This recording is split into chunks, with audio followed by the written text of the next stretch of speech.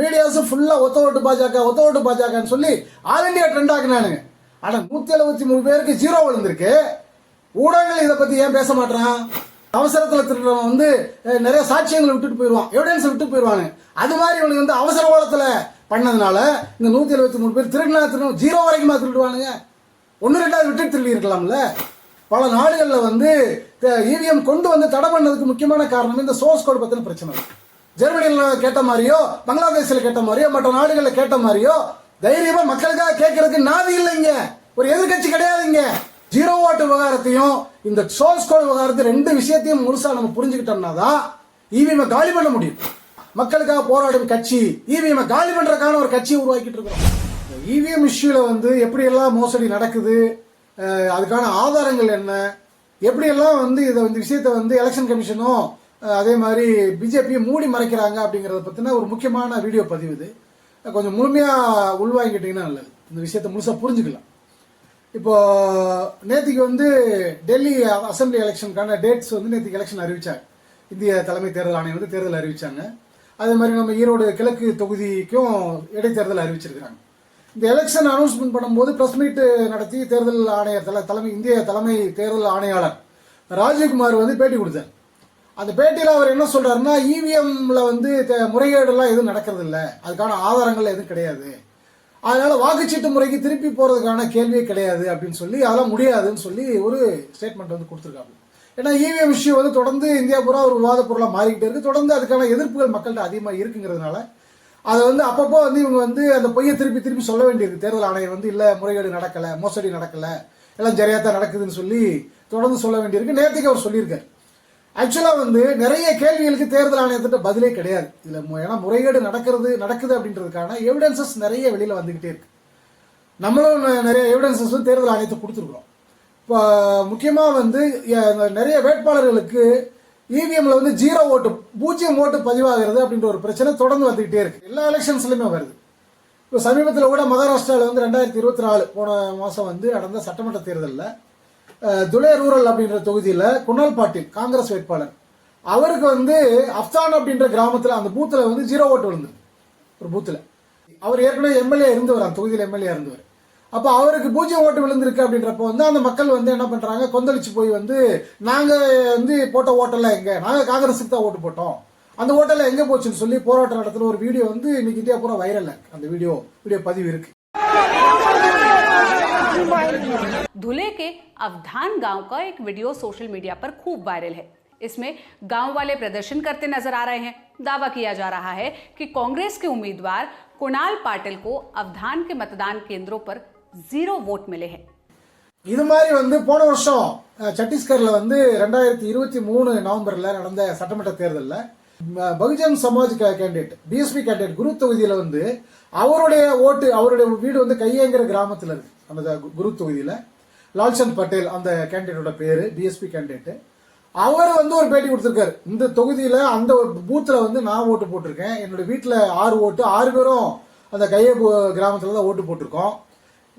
ஆனால் அங்கே வந்து எனக்கு 0 ஓட்டுன்னு தான் காமிக்குது, 0 ஓட்டு தான் எனக்கு வந்து காமிக்கிறாங்க அந்த பூத்தில். அப்போ நான் போட்ட ஓட்டு எங்கே, எங்கள் குடும்பத்தில் போட்ட ஓட்டு எங்கன்னு சொல்லி அவர் பேசின வீடியோ நார்த் இந்தியா ஃபுல்லாக வைரல் ஆச்சு. அது ஒரு பெரிய இஷ்யூவாக மாறிச்சு. मुझे ईवीएम में जो सेटिंग की संभावना लग रहा है यहाँ पे, जहाँ कई गांव में मेरा परिवार है, जैसे दीदी जीजा रहता है वहाँ पे, तो उनका भी वोट नहीं पड़ा है वहाँ पे। साथ ही जो बहुजन समाज पार्टी के जो प्रत्याशी है कुरुद में लालचंद पटेल, उनका वोट उनके गांव में उनको खुद नहीं पड़ा है। இது மாதிரி நிறைய சம்பவங்கள் வந்து தொடர்ந்து வட மாநிலங்கள்ல நடந்துகிட்டே இருக்கு. நிறைய விவாதங்கள் நடக்குது. இது எல்லாத்தையும் தூக்கி சாப்பிடுற மாதிரி இது எல்லாத்தையும் விட பெரிய சம்பவம் வந்து தமிழ்நாட்டில் நடந்திருக்கு. ஆனா அது சம்பந்தமா அரசியல் கட்சிகளோ ஊடகங்களோ பேசவே இல்லை. அப்படியே மூடி மறைச்சு முழு பூசணிக்காய் சோத்துல மறைச்ச மாதிரி மறைச்சிக்கிட்டு இருக்கிறாங்க. அது வந்து 2022 நடந்த நகர்ப்புற உள்ளாட்சி அந்த எலெக்ஷன் வந்து தமிழ்நாட்டில் இருக்கக்கூடிய மாநில தேர்தல் ஆணையம் கோயம்பேட்டில் ஒரு ஆஃபீஸ் இருக்கு. அவங்க தான் இந்த எலெக்ஷன்ஸை நடத்துறாங்க. அதாவது நகர்ப்புற உள்ளாட்சி, கிராமப்புற உள்ளாட்சி, இந்த உள்ளாட்சி தேர்தல் நடத்துறது மட்டும் அவங்களுடைய வேலை. அந்த எலெக்ஷன்ஸ் அவங்க நடத்துறாங்க. எம்எல்ஏ எம்பி எலெக்ஷனை வந்து டெல்லியில் இருக்கக்கூடிய தேர்தல் ஆணையம் நடத்தும். அதோடைய அதிகாரியாக அதோடைய ரெப்ரஸன்டேட்டிவாக இங்கே ஒரு ஐஏஎஸ் அதிகாரி இருக்கிறார். இங்கே சென்னை தலைமை செயலகத்தில் அவங்க இருப்பாங்க. அதோடைய அந்த எலெக்ஷன்ஸ் அவங்க தனியாக நடத்துவாங்க. அப்போ 2 பாடி இருக்கு. இதில் இந்த நகர்ப்புற உள்ளாட்சி எலெக்ஷன் 2022 தமிழ்நாட்டில் நடத்தினது வந்து இந்த கோயம்பேட்டில் இருக்கக்கூடிய தமிழ்நாடு தேர்தல் ஆணையம். அந்த தேர்தல் ஆணையம் வந்து நடத்திய எலெக்ஷன் ரிசல்ட்லாம் கொடுத்துருக்காங்க. அந்த நாம வந்து இந்த ஜீரோ ஓட்டு சம்பந்தமா ஒரு பெரிய ஆய்வு நடத்திக்கிட்டு இருந்தோம். இந்த முறை எங்கெங்க ஜீரோ ஓட்டு விழுந்திருக்கு அப்படின்னு சொல்லி இந்த இவிஎம் சம்பந்தமான விஷயங்களை நம்ம வந்து ஒரு ஆவணம் தயாரிக்கும் போது இது சம்பந்தப்பட்ட ரிசர்ச் நம்ம நிறைய பண்ணி அதை தேடிட்டு இருந்தோம்.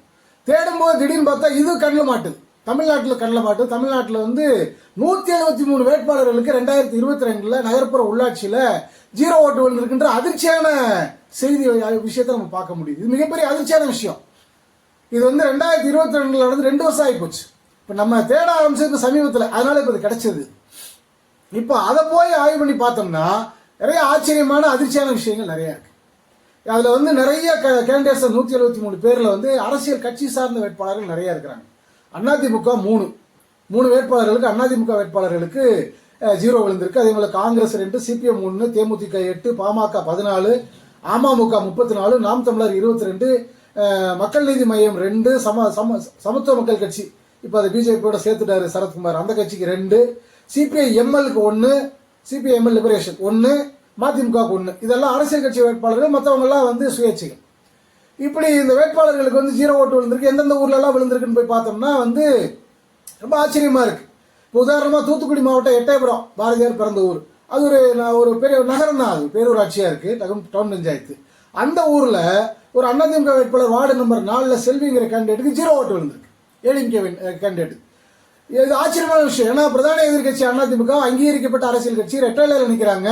யாருமே அந்த வார்டுல வந்து அதிமுக ஓட்டு போடல, ரெட்டலைக்கு ஓட்டு போடல, அந்த கேண்டிடேட் ஓட்டு போடல அப்படின்னா மிகப்பெரிய அபத்தமான முடிவா இருக்கு. அதே மாதிரி தான் புதுக்கோட்டை மாவட்டம் கரம்பக்குடியில் வார்டு நம்பர் 7 முகமது இப்ராஹிம் ஷா அப்படின்ற அதிமுக வேட்பாளர் ஜீரோ ஓட்டு வாங்கியிருக்காரு. அதே மாதிரி அரியலூர் மாவட்டத்தில் வரதராஜன்பேட்டையில் பேரூராட்சியில் அடைக்கலமேரி அப்படின்ற அதிமுக வேட்பாளர் வந்து ஜீரோ ஓட்டு வாங்கியிருக்காங்க. இப்படி இது வந்து அதிமுக பிரதான கட்சின்றனால அதை 3 பேர் நம்ம மென்ஷன் பண்ணி, இது மாதிரி வந்து ஒரு 173 வேட்பாளர்களுக்கு ஜீரோ ஓட்டு விழுந்திருக்கு. இது வந்து சாத்தியமே இல்லை அப்படிங்கிறது அதை பார்த்தாலே மேலோட்டமாக பார்த்தாலே தெரியும். இது நிறைய ஃப்ராடு நடந்திருக்கு அப்படிங்கிறது மேலோட்டமாக பார்த்தாலே தெரியும். இந்த பிரச்சனையை வந்து நம்ம என்ன பண்றோம்னா வந்து இதை தேர்தல் ஆணையத்துக்கு, இந்திய தேர்தல் ஆணையத்துக்கு ஒரு புகார் கொடுக்குறோம். இவிஎம் தடை பண்ணணும்னு சொல்லி நம்ம ஒரு டீட்டெயில்டு மெமரண்டம் கொடுக்குறோம். அந்த மெமரண்டத்தில் இவிஎம்ல மோசடி நடக்குது அப்படின்றதுக்கான எவிடன்ஸா இதை அட்டாச் பண்ணி டெல்லியில் நேரடியாக போய் நந்தினி நிரஞ்சனாவும் கொடுத்துட்டு வந்தாங்க. மார்ச் மாதம் 26ஆம் தேதி 2024 பார்லிமெண்ட் எலெக்ஷனுக்கு முன்னாடி. இது வரைக்கும் 9 மாசம் ஆச்சு. இப்போ எலெக்ஷன் கமிஷன்ல இருந்து ஒரு பதிலும் கிடையாது, எந்த ஒரு ரிப்ளைமே கிடையாது. இந்த விஷயத்துக்கு நம்ம எவிடன்ஸோட கொடுத்துருக்கோம். இது வந்து இதை பற்றி பதிலே கிடையாது. அது அங்கே கொடுத்தது மட்டும் இல்லாமல் தமிழ்நாடு தேர்தல் ஆணையம் கோயம்பேட்டில் இருக்கக்கூடிய ஆஃபீஸ்க்கு நேரடியாக போய் அங்கேயும் நந்தினி நிரஞ்சனா 2 பேரும் போய் அங்கே போய் ஒரு புகார் வந்து கொடுத்தாங்க. மார்ச் மாதம் 28ஆம் தேதி 2024. ஏன்னா இந்த தரவுகள் பூராமே எங்கேருந்து நம்ம எடுத்தோம்னா இந்த மாநில தமிழ்நாடு தேர்தல் ஆணையம் வெளியிட்டு இருக்கக்கூடிய அந்த எலெக்ஷன் ரிசல்ட்ஸில் தான் நகர்ப்புற உள்ளாட்சி தேர்தல் 2022 முடிவுகளை அவங்க வெப்சைட்டில் வெளியிட்டு இருக்காங்க. அந்த வெப்சைட்டில் தான் நம்ம வந்து இதை எல்லாம் எடுக்கிறோம். சர்ச் பண்ணி நம்ம வந்து யாருக்கு ஜீரோ விழுந்திருக்கு அப்படின்னு சொல்லி லிஸ்ட் எடுக்கிறோம்.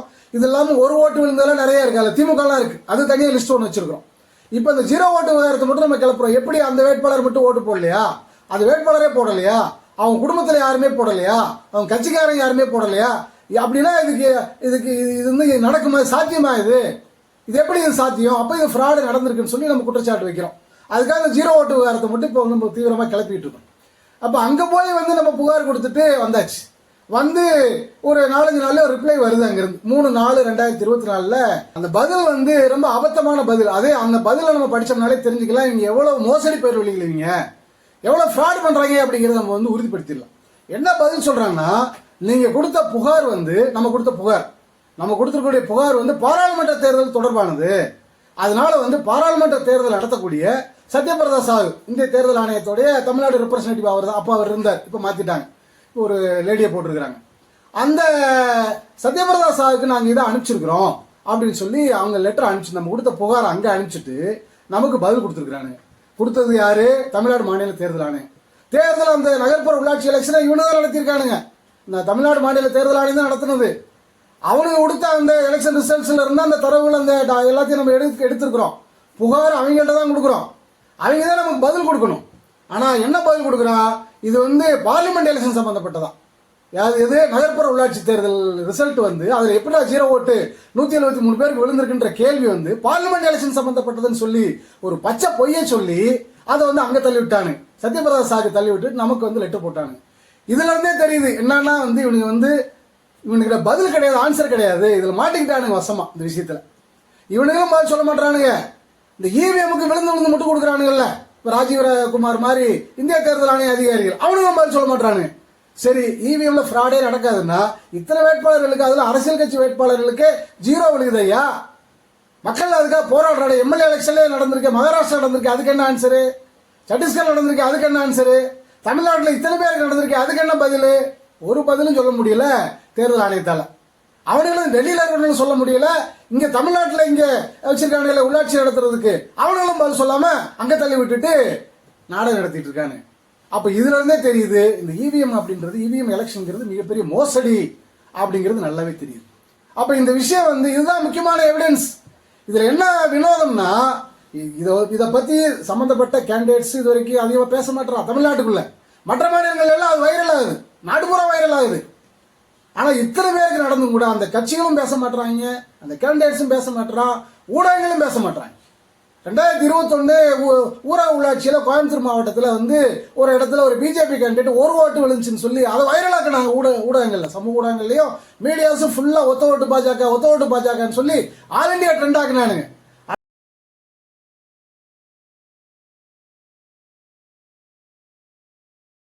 173 பேர், அதுக்கு பிறகு 22 நடந்த அந்த உள்ளாட்சி எலெக்ஷன் 173 பேருக்கு 0 விழுந்திருக்கு. ஊடகங்கள் இதை பத்தி ஏன் பேச மாட்டான்? அப்ப ஏன் ஊடகங்களுடைய வாய் வந்து ஏன் அடைக்கப்பட்டது? இந்த கட்சிகள் ஏன் பேச மாட்டாங்க? இத்தனை கட்சி, அதிமுக இருந்து, காங்கிரஸ்ல இருந்து, கம்யூனிஸ்ட்ல இருந்து, நாம் தமிழர்ல இருந்து, அமமுக இருந்து, பாமக இருந்து, தேமுதிக இருந்து இத்தனை கட்சி இருக்காங்களே, விழுந்து அறிக்கை விடுவான் ஒரு பிரச்சனைக்கு. இவன் கட்சிக்கார வேட்பாளருக்கு 0 ஓட்டு விழுந்திருக்கு இத்தனை இடத்துல. அது எப்படின்னு இது வரைக்கும் யாராவது கேட்டிருக்கான கேள்வி? எவனுமே எல்லா வாயும் அடைச்சிட்டாங்க. என்ன பிரச்சனை அப்படின்னா, இதெல்லாம் விவகாரம் பெருசாச்சுன்னா இது அப்பயே நம்ம கிளப்பி இருந்தோம்னா அப்பயே கூட இது ஏதாவது ரெக்கார்ட்லையும் டாக்குமெண்ட்லையும் வந்து ஃப்ராட் பண்ணிருப்பானுங்க, ஃபோர்ஜரி பண்ணிருப்பானுங்க. 2 வருஷம் கழிச்சு நமக்கே தெரியுது இது 0 ஓட்டுன்னு தேடும் போது.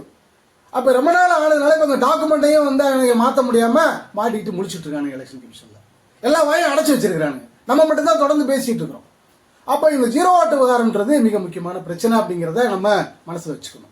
அதே மாதிரி இந்த முறைகேடு, இவிஎம்ல முறைகேடு நடக்கிறதுக்கான சோர்ஸ் என்ன, ரூட் காஸ் எது அப்படின்னு பாத்தீங்கன்னா சோர்ஸ் கோடுன்னு ஒரு விஷயம் இருக்கு. இது வந்து இந்த டெக்னாலஜி தெரிஞ்சவங்க, சாஃப்ட்வேர் படிச்சவங்களுக்கு நல்லா தெரியும்.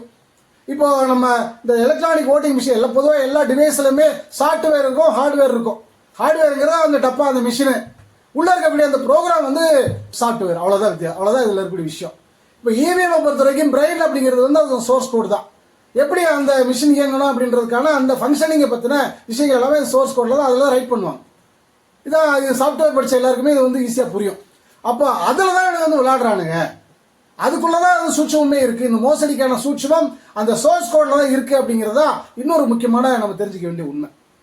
சரி, இதுல இந்த மிஷின் யார் தயாரிக்கிறா, இந்த எலக்ட்ரானிக் ஓட்டிங் மிஷின் யார் தயாரிக்கிறா அப்படின்னா 2 நிறுவனங்கள் இருக்கு இந்தியாவில். BEL, ECIL சொல்லக்கூடிய 2 நிறுவனம், Bharat electronics limited, electronic corporation of India limited, 2 பொதுத்துறை நிறுவனங்கள், சென்ட்ரல் பப்ளிக் செக்டர், மத்திய பொதுத்துறை நிறுவனங்கள். அதுல அந்த ப்ரோக்ராமிங் எல்லாமே வந்து பண்றதெல்லாம் வெளியில கொடுத்தலாம் கூட பண்ணிட்டு இருந்தாங்க. இப்ப அதெல்லாம் கிடையாது. இப்ப எல்லாமே அந்த 2 நிறுவனங்கள் தான். அந்த ஹார்ட்வேரை தயாரிக்கிறது, அந்த மிஷினை தயாரிக்கிறது, அந்த சிப்ல ப்ரோக்ராம் பண்ணி எல்லாத்தையும் ரைட் பண்றது எல்லாமே வந்து இந்த 2 நிறுவனங்கள் தான் பண்ணி பினிஷ் பண்ணி கொடுத்துறான் எலெக்ஷன் கமிஷன். தேர்தல் ஆணையம் அதை தான் இந்தியா பூரா பயன்படுத்துறான் தேர்தல்கள். அது பார்லிமெண்ட் எலெக்ஷனுக்கு, சட்டமன்ற தேர்தலுக்கு, நகர்ப்புற உள்ளாட்சி எலெக்ஷனுக்கு, மேயர் எலெக்ஷன் உட்பட இது மாதிரியான எல்லா தேர்தல்களுக்கும் வந்து அந்த BEL-ம் ECIL-ம் தயாரித்து கொடுக்கக்கூடிய இந்த இவிஎம் மிஷின்ஸ் தான் வந்து இந்தியாவில் வந்து பயன்படுத்திட்டு இருக்கிறாங்க.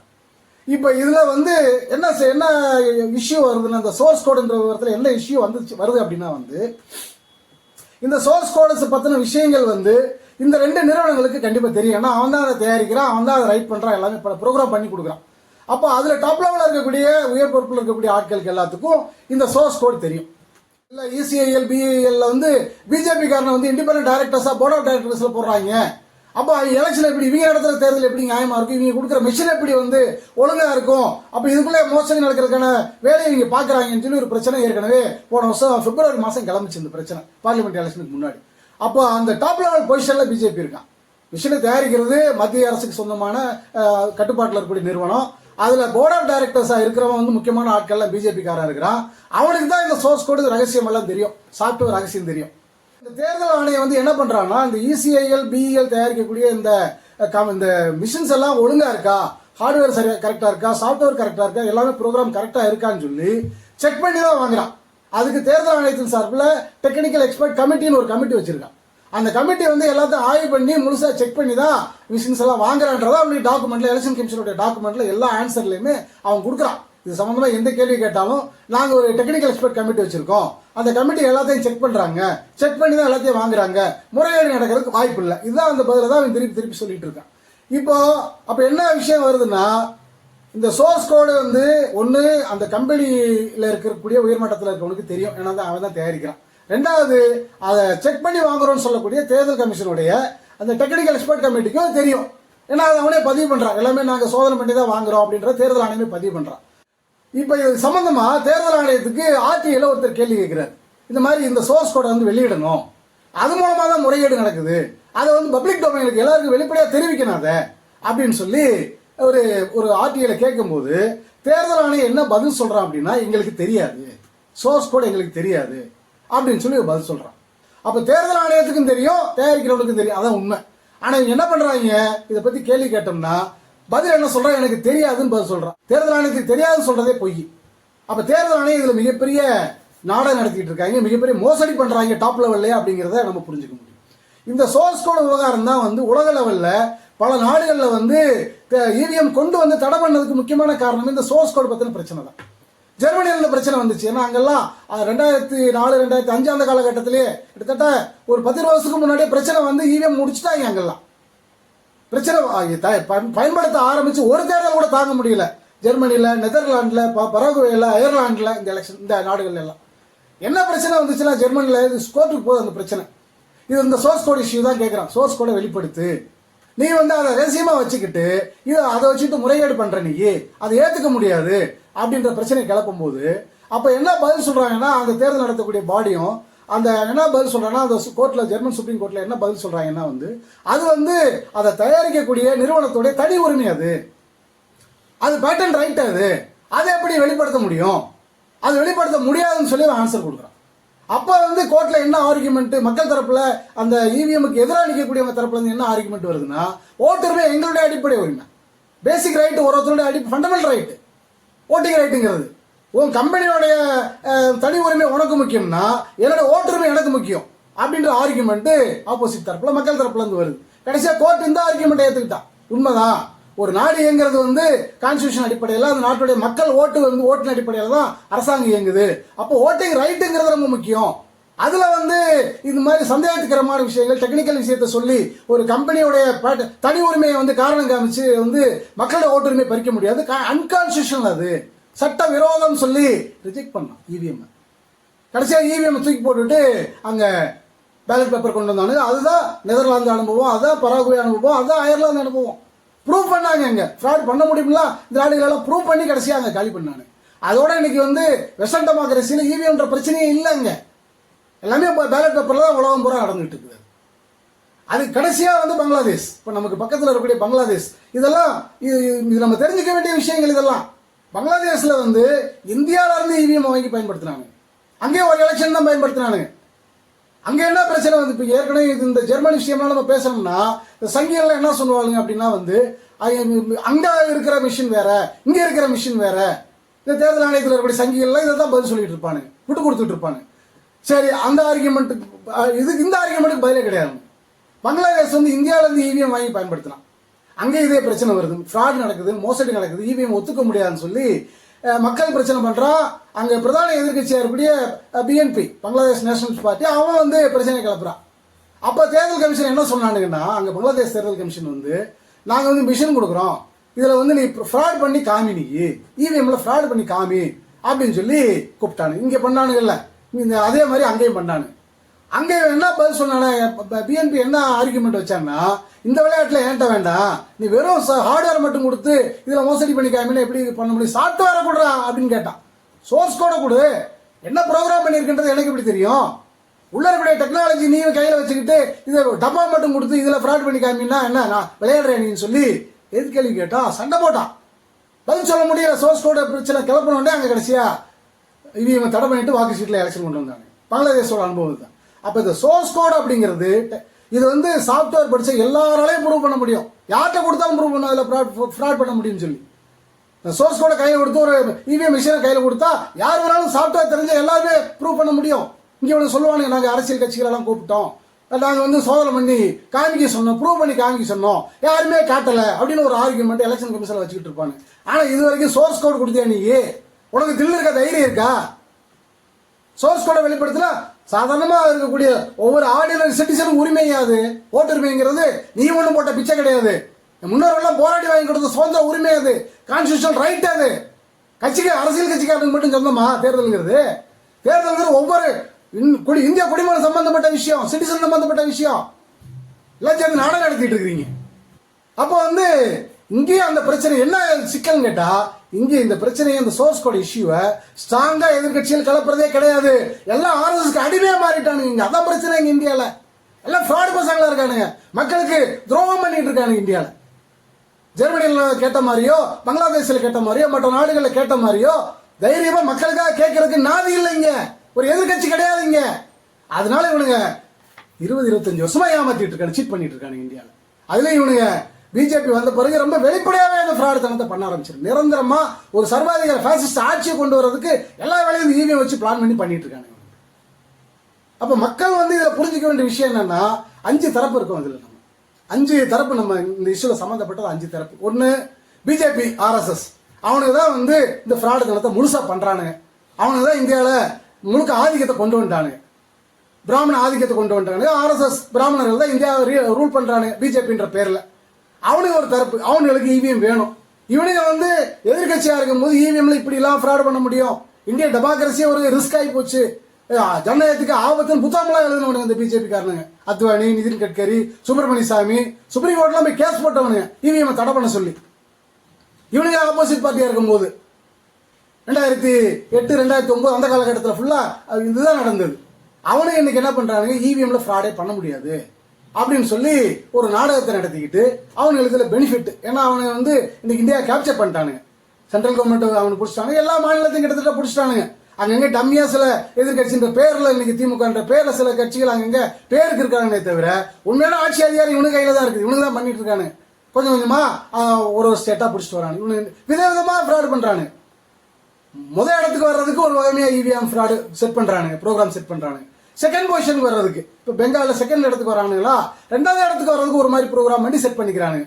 3வது இடத்துக்கு வர்றதுக்குன்னு சில இடங்கள்ல, ஏன்னா 3 வந்து 2 வந்து 1க்கு வரணுமாமா. இப்போ தமிழ்நாட்டில் அந்த அரசியல் தான் பண்ணிட்டு இருக்கானு.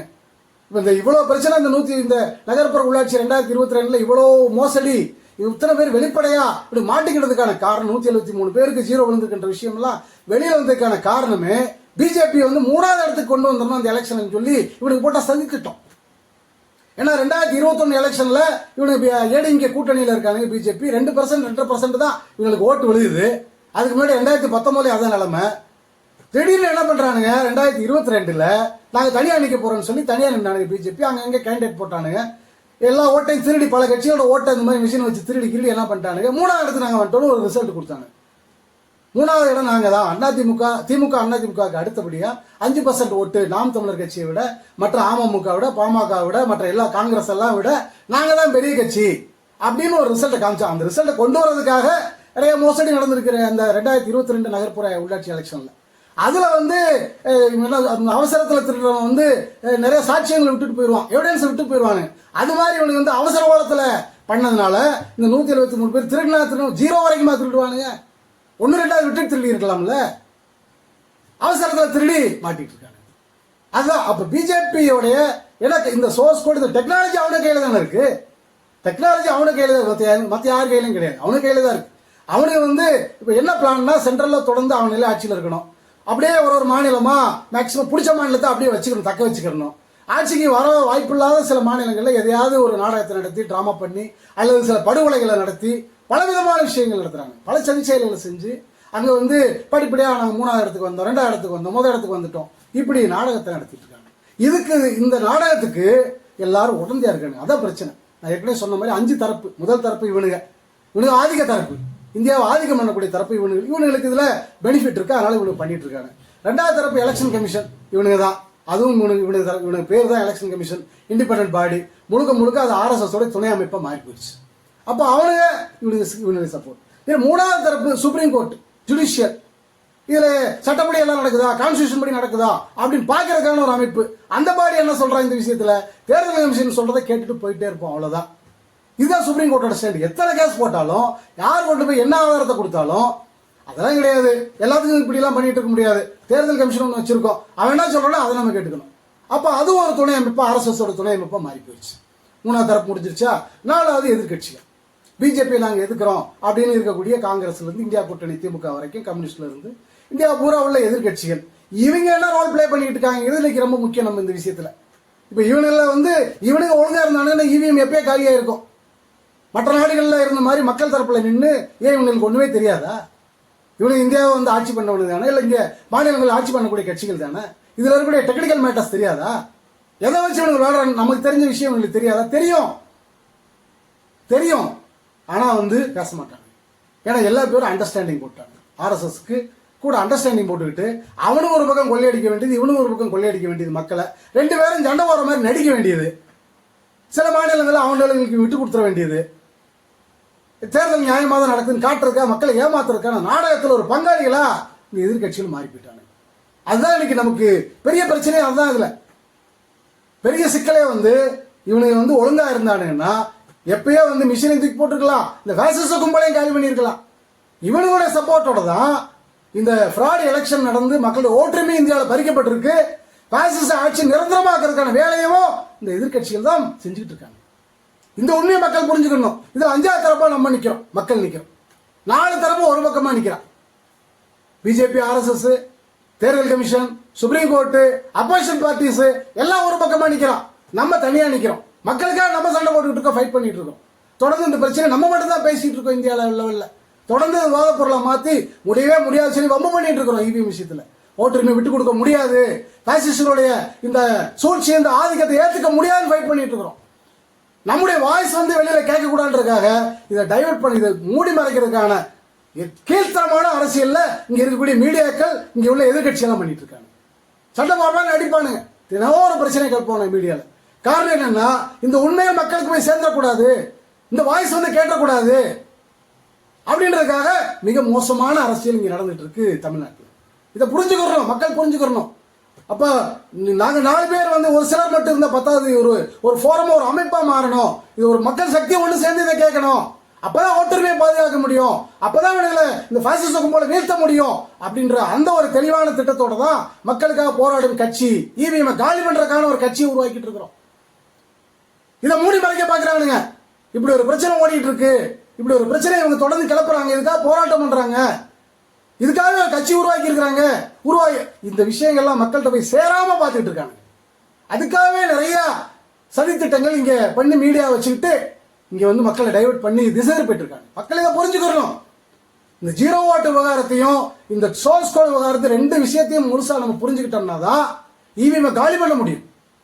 அதுக்கான ஒரு தீவிரமான செயல்பாடுகள் நாங்க தொடர்ந்து ஈடுபட்டு இருக்கிறோம். இது மக்கள் முழுசா உள்வாங்கிட்டு இந்த முயற்சிகளுக்கு முழுசா சப்போர்ட் பண்ணுங்க. இதுக்குன்னு நமக்குன்னு ஒரு கட்சி உருவாக்கிட்டு இருக்கோம். அந்த கட்சி வலுவா உருவாகிறதுக்கு சப்போர்ட் பண்ணுங்க. அது மட்டும்தான் இருக்கிற ஒரே தீர்வு. மற்ற அரசியல் எல்லாம் நம்மளை ஏமாத்தி நம்மளை மொத்தமா இவங்களுக்கு அடிமையாக்கிறதுக்கான அரசியல். அந்த அரசியல் கூட நம்மளை சிக்க வச்சு ஏமாத்திட்டு இருக்கிறாங்க, சூழ்ச்சி பண்ணிட்டு இருக்கிறாங்க.